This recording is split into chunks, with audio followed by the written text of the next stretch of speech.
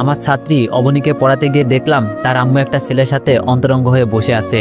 আমি তাদের দুজনকে দেখে লজ্জায় মুখ ঘুরিয়ে নিলাম। আমাকে দেখে তারা নিজেরাও নিজেদেরকে গুছিয়ে নিল। আসলে মানুষের আসল চেহারাটা বোঝা যায় না। অবনীর মা যে এরকম একটা খারাপ কাজ করতে পারে এটা কখনো আমার ভাবনায় আসেনি। তবে চাহিদার প্রয়োজনে মানুষ অনেক জঘন্য কাজও করে থাকে। নিজের থেকে বয়সে অনেক ছোট ছেলের সাথেও মানুষ প্রেমের সম্পর্ক গড়ে তুলতে পারে, সেটা আমি আজ বুঝলাম।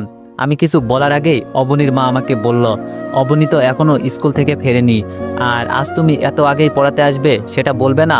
তখন আমি বললাম, আজ মাসের শেষ তারিখ, তাই একটু আগেই পড়াতে এসেছি, টাকাটাও দরকার ছিল। তখন অবনীর মা বলল, আচ্ছা ঠিক আছে, তুমি বসো, আমি টাকা নিয়ে আসছি।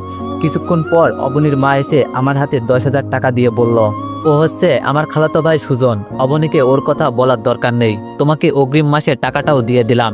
তোমার নাকি টাকার সমস্যা বলেছিলে, আজকে পড়াতে হবে না, তুমি বরং কালকে এসো। টাকাটা নিয়ে আমি চলে আসি।